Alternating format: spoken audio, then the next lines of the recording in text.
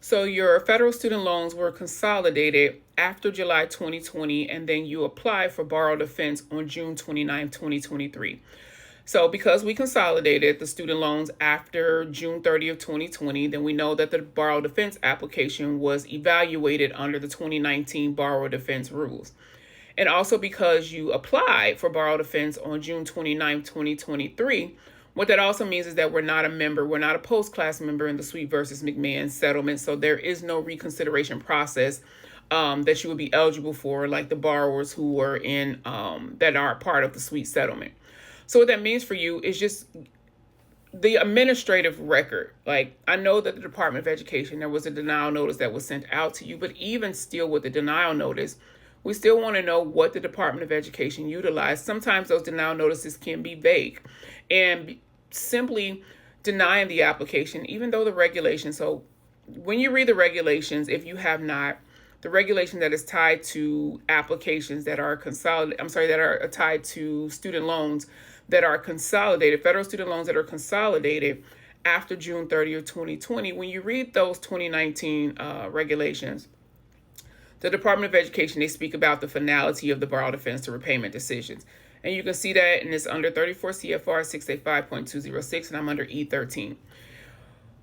When you look at the determination, what the Department of Education say, they tell you this is the final decision of the department and it is not subject to appeal within the department. So although no, the appeal process administratively within the department is over, but that is where you, and if this was a route you wanted to go, and I'm not advising you to go any route of suing the Department of Education, but if you needed to take that route, we need to know exactly what all did the Department of Education, what did they utilize to come to this determination? Was it simply just based off you being outside of that statute of limitations, that 3-year time limit?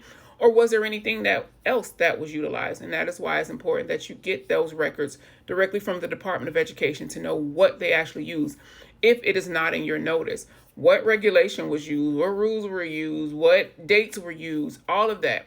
Because if it was simply denied just based off of the 3-year timeline since you graduated, then what that means is that any of the evidence that you provided, anything, your claims, none of those things were evaluated. And depending upon when you were enrolled at the University of Phoenix, the Department of Education, they took group action against this institution. So if you were enrolled at the University of Phoenix, and I believe the dates were September 21st, 2012, through the end of December of 2014, if you were enrolled during that timeline, then you could have qualified to have your loans discharged under group action. And again, if the Department of Education simply just denied your application based upon when you graduated, was all of that information taken into account when they made this decision? So you want more information from the Department of Education.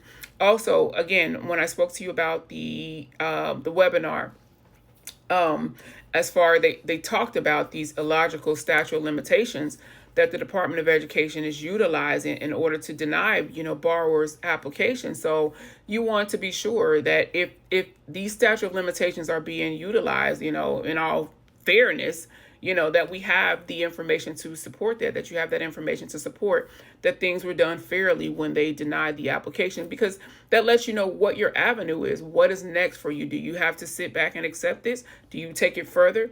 Or if the Department of Education made a error in coming to that denial decision on your borrow defense application, but the only way to know that is by requesting more documentation from the Department of Education, those records and information that they utilize in order to come to that decision.